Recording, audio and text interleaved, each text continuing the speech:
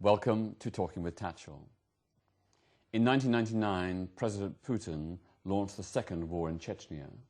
Since then, at least 100,000 people have been killed and many hundreds of thousands more displaced as refugees. Just in the last couple of months, we've had major reports from the Council of Europe condemning torture in Chechnya. This follows up an earlier report from the United Nations which also accused the Russian authorities and their puppet regime in Chechnya of cruel, inhuman and degrading treatment. With me to discuss the ongoing human rights abuses and violence and repression in Chechnya are Ivar Amundsen, the director of the Chechnya Peace Forum, and Shamil Zakayev, coordinator of the Chechen diaspora in the UK. Welcome to you both. Thank you. I want to ask you, Ivar, first, if you could just give us a headline sort of summation of what the situation is like in Chechnya today, because of course the Russians are saying everything's all calm now and the human rights abuses are over and they've got a government which the people are happy with and all that kind of stuff. It's still a state of war in Chechnya. It has been now since 1999. People are being abducted, murdered, rapes are going on. Economic crime is incredible, and of course Ramzan Kadyrov cannot really solve that problem because he was not elected by the Chechen people. He was put there as president by President Putin. So he doesn't represent the people, and it won't be peace until the Chechen people can elect their own leaders. What's your view, Shamil, about the ongoing sort of allegations of torture and disappearances? What numbers are we talking about here? How widespread is this? I would describe the situation in Chechnya as Chechnya itself is a well-decorated filtration camp, and people are disappearing every day, tortured, and human rights violation also. All sorts of human rights violations like kidnapping, killing without a trial, and just simply disappearing. Last week, Russian authorities in Chechnya, they admitted that for the past 3 months there were only 15 disappearances in Chechnya. But that's what the authority says, but we are not looking at the figures from Memorial or human rights organization like Human Rights Watch and others. But in general, this is a very bad situation which needs immediate international intervention. And what would you say in terms of the Russian authorities' culpability? Because a lot of this also appears to be going on with the connivance of the militias of the puppet so-called president Ramzan Kadyrov. How would you? Where does the responsibility lie? I would say that. Ramzan Kadyrov has his own army, which is about 2,000 men, heavily armed men, and they do things, and they do abuses on just civilian population and on anyone who is could possibly be loyal to pro-Chechen or to anyone who is supporting the Chechen government led by Dr. Umarov, and they just don't know what they can. Well, the point is that they just keep doing things which they know that they will not responsible for the consequences. And this army only small number, if you look at it, it's 2,000 men, and if you look the other number, which is 15,000 heavily armed men, they are just went to the pro-Russian military services to survive, not to be killed or to be tortured by those Kadyrov army men. Okay, so I mean, go back to the question again, you know, in terms of the abuses, who's actually committing the abuses today? Both Russian forces, and Russian forces are probably close to 80,000 in the country. So the Republic of Chechnya is actually an occupied republic by the Russians. But of course, as Shamil was mentioning, you have the abuses also committed by the regime. I would like to add to what Shamil said when he referred to the legal government. We should, for the viewers, establish that we are talking about the resistance government. The other government, which is Ramzan Kadyrov, is actually put there by Putin. Mm. And do you want perhaps to explain a little bit about Ramzan Kadyrov's background, who he is and how he came to power? Yeah. Ramzan Kadyrov is a son of the previous president, Ahmad Kadyrov, who was killed back in 2005. 2003. 2003, yeah. I beg your pardon, celebrating the liberation after the Second War. He was actually killed by a bomb in the stadium on the 8th of May. Ramzan Kadyrov was nominated to take over after him. But in the meantime, Russia put another president, Alkhanov. Alkhanov had to resign after very heavy pressure last year. And Ramzan Kadyrov, who had spent the last few years with his militia, doing his crimes, extortions, etc., then rose to power. Putin elected him president in February, and he was formally reinstated as president from the 1st of April. When you say Putin elected him, explain that. He made a promise to Ramzan Kadyrov back when after his father was killed, saying that you will be the next president when you reach the age of 30, which is a minimum age for a president in any part of Russia. In a republic, and he turned 30 on the 5th of October last year. So it's taken a bit of time, but in the meantime he has been very insistent over Putin to have the power. So finally Putin gave in and obliged him with keeping his promise and threw out Mr. Alkhanov and instated Mr. Kadyrov. Okay, so there was no election. No way. The people of Chechnya did not decide to put Ramzan Kadyrov in power. Absolutely. That was the Kremlin's decision. Yes, absolutely. Yeah. He was never elected, and we should remember that Ramzan Kadyrov, he has a terrible reputation for his banditry, and he is as much loved in his own country as Mr. Quisling was in my country, Norway, during the war. He was instated there by the Germans. Mm-hmm. This is a parallel situation. He's hated and feared. And of course, if there should be a free election in Chechnya, that the Chechen people would have an opportunity to select their own leaders, he wouldn't have one chance. Do you think it would be fair to describe him as a sort of warlord? Yes, I would. Mm-hmm. And he has that reputation, and it's been proved time and time over. So in terms of the eyes of the Chechen people and the international community, he doesn't have a democratic legitimacy or mandate? No. No, not at all. And who and how does he stay in power? Sorry? Through who and how does he stay in power? It's only by Putin. Mm-hmm. And Putin wants one thing. He doesn't want democracy, not in Russia, not in Chechnya. He wants control. And in order to have control in his own country, he needs to have a permanent situation of emergency. And you have that, if I may include the rest of Russia for a moment. If you have a situation that you have censorship, you have political murders, you have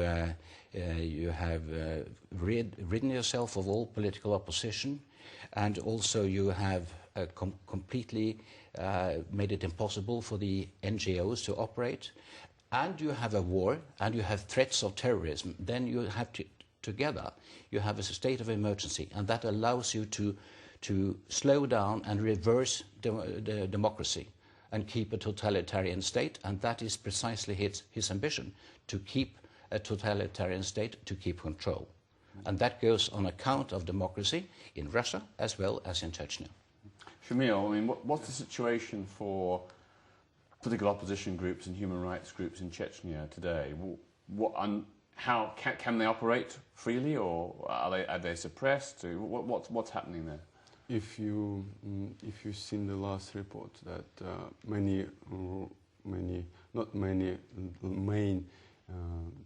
main human rights organizations like Memorial and Human Rights Watch, they were also had the pressure from the local authorities, also from Russian government in Moscow, that they are not allowed to question the civilians, that they are not allowed to do their freely research what is the consequences of all the violence which happened in Chechnya now.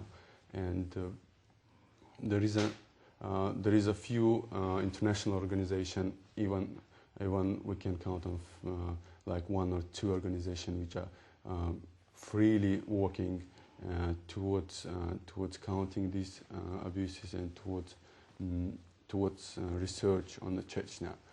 But mainly, basically they don't have the freedom to operate that human rights groups have in the rest of Europe. That's right. And in terms of actual fighting and violence, I mean, you give us a sense of, because the Russians are saying, well, the war is over, everything's fine now. What is the situation in terms of the actual conflict? Yes, the conflict, the war is still going on, and there is such a blockade, information blockade around the Chechnya, that none of the international or free independent news agency or reporter or journalist can access to Chechnya freely.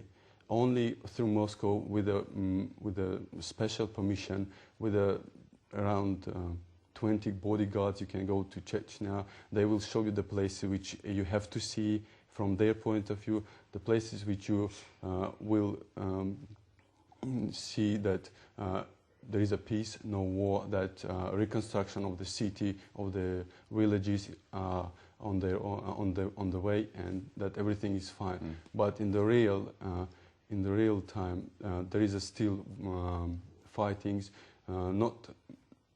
They are not as much presented in the press as a rebuilding of the city Grozny. Yeah. But if you look at the news independent Chechen state news agencies, which are Chechen Press and Demok, you will definitely see that there is a war, and people are fighting for freedom and independence.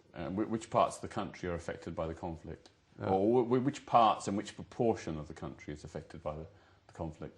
It's basically, it's all over Chechnya, but actually the Russians and Ramzan Kadyrov, they have control over about a quarter of the territory, but they do control the populated areas.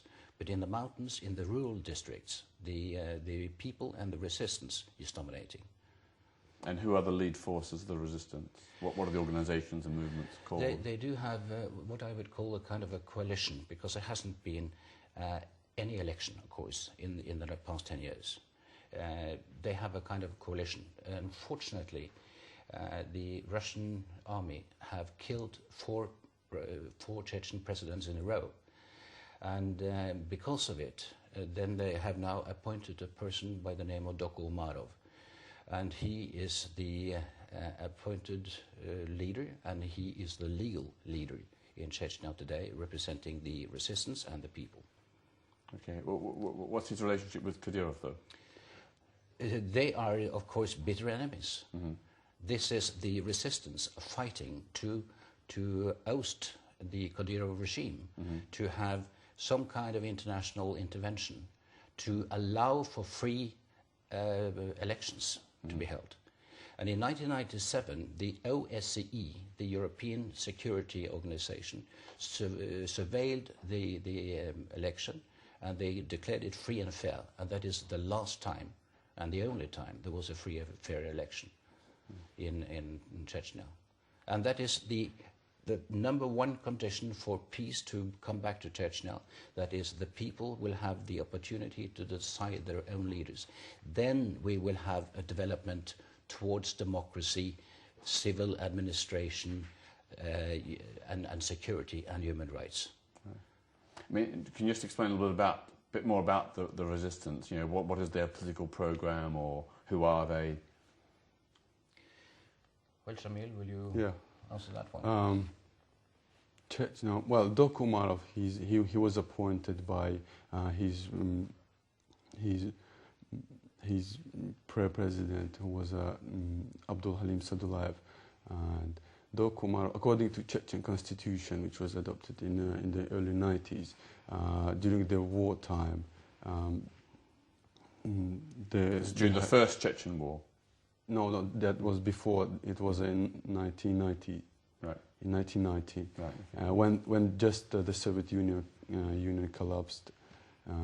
According to that constitution, Chechen president during the wartime is appointed by currently by present president, and Dokumarov became a president after Sadullayev was killed. And the thing is that all the structure, everything is just as a normal in any country. The ministers and the political figures, all the fighters are in Chechnya mainly, and they represent legally elected government, a legally elected parliament, and the members of parliament are also in Chechnya fighting against the Russian authorities and against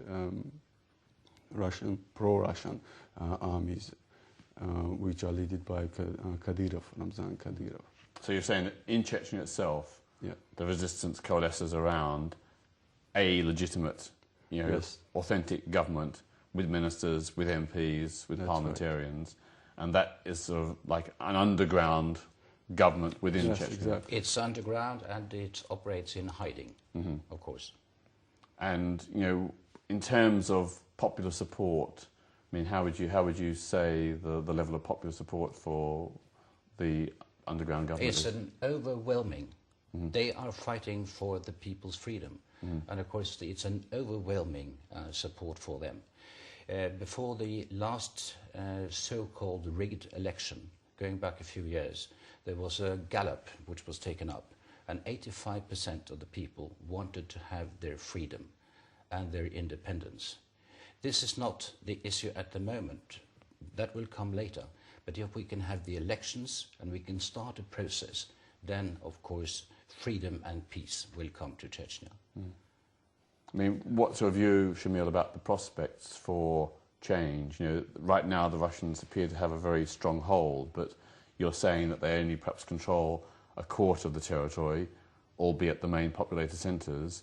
I mean, what's the future hold for the resistance, for those who do represent the authentic voice of Chechen people?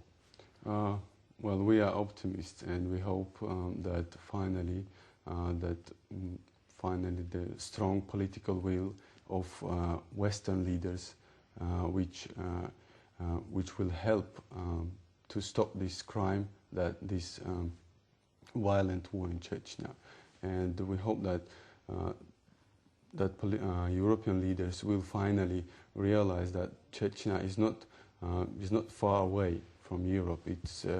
It's on the borders, and as it was said, and that safe Chechnya is a safe Caucasus, and the safe Caucasus is a safe Chechnya, and Russia, and safe Russia is a safe Europe, and the rest of the world.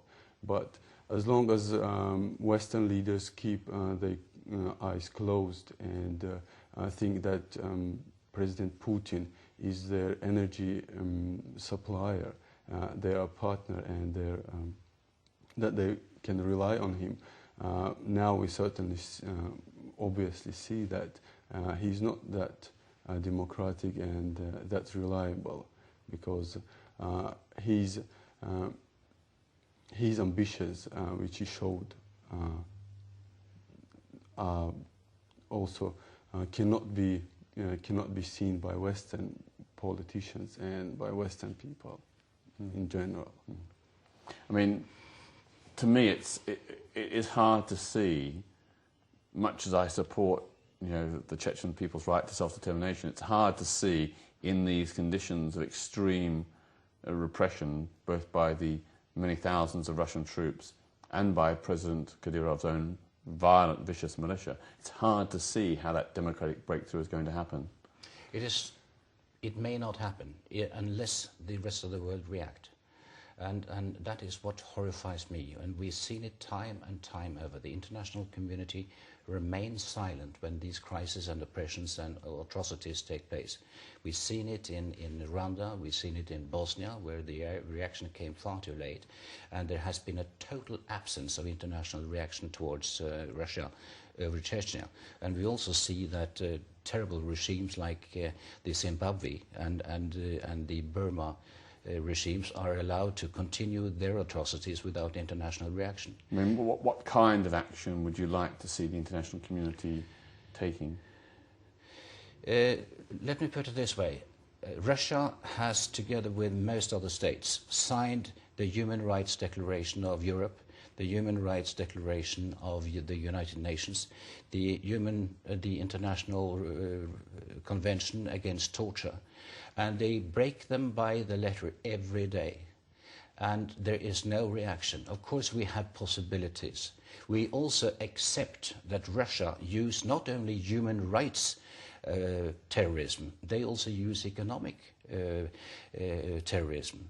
You know that if you take Norwegian fish, Japanese crabs, if you take Polish beef, American chicken, and Georgian wine, all these items that are main commercial commodities for the respective countries, they suddenly became poisonous overnight. And this is a way that Putin is manipulating the rest of the world. Of course, we should seriously consider if such a country should be qualified to be a member of the WTO and the European Council and the rest of it. And strong reaction is the only thing they understand. Mm-hmm. But I mean, right now we see quite a considerable attempt to appease Putin. So, I mean, let's just leave that aside for the moment. But I mean, in terms of concrete practical action, what do you think the international community should be doing to stop the repression in Chechnya? I think they should open a tribunal, an international tribunal, and to have all the facts on the table. And that might actually bring attention up on a level where it's something... So you mean something similar to the International Tribunal on the ex-Yugoslavia or Rwanda, where people guilty of war crimes and crimes against humanity would be put on trial? Yes. Okay. What else? Well, I would for myself, I would put a question whether this country, with all its totalitarian mechanisms and all the... You mean Russia? In Russia. And the way they are abusing the human rights, the way that they are completely eliminating political opposition, the way that, for instance, 289 journalists have been killed in the last 14 years, and I could go on.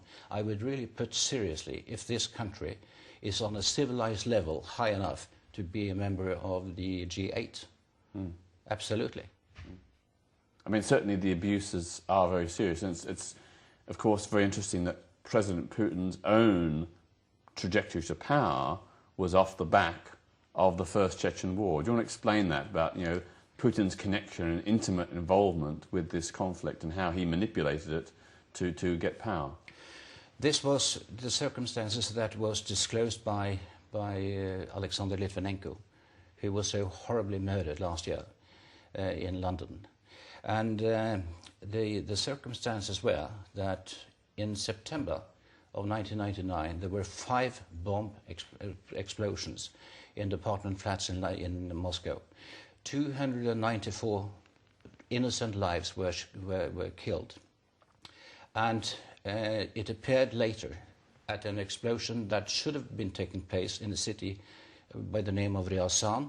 The people actually discovered the bags when they were taken down to the cellar. And it's a long story, but actually the police was connected, and there was a TV debate about this. There were all kind of facts about cars and telephones belonging to the to the FSB, the secret police, being involved here. And I think what Alexander Litvinenko categorically established was that this was not arranged by the Chechen separatists, as Putin alleged at the time, but actually by the FSB themselves. Because Putin wanted in record time to be sufficiently well known to win the election the following year. And on New Year's Eve, Yeltsin resigned as president, Putin became the functioning president, and he became known enough because of the war that he put on Chechnya to be elected president after Yeltsin in the spring of 2000. So basically, you're saying that those terrible apartment bombings in Moscow, all the evidence, as you say, does point to the involvement of the Russian security services, the FSB, and that it was a deliberate ploy to blame the Chechen separatists in order to justify a renewed war, and, of course, to get Putin the public notoriety as the strong man who was going to crack down on terrorism. That is right. And what is also horrible, that this was planned before, back in spring of 1999. At that time, the very same Vladimir Putin was the head man of the FSB, where this was actually being planned. So it was the part of an exercise to have to ensure that the otherwise totally anonymous Vladimir Putin would have a chance to win the election the following year.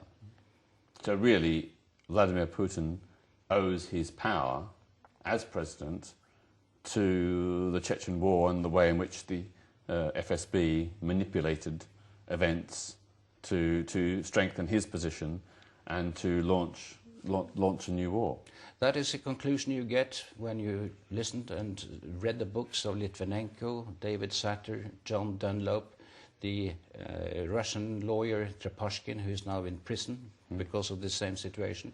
When you see the TV cuttings of these rather pathetic debates where FSB incoherently tried to explain this, yes, that is a conclusion. And it's horrific. I mean, Shamil, what do you think it's really, you know, what do you feel is the way we need to respond to Putin? I mean, there are some people say, you know, if we have greater engagement, you know, greater cultural exchanges and so on, we can help break down the totalitarian trend in Russia today. Others say, no, this regime is irredeemable, unreformable, we have to have sanctions and economic boycotts and exclusion from international institutions. What's your view, just very briefly? Very briefly, I would say that the first thing that we have to do is to stop the war by any reason, because first we have to stop the violence in Chechnya. The violence which thousands of people were involved, and 1,000 people were killed, 1,000 people are refugees now in all over the Europe, even in all over the world.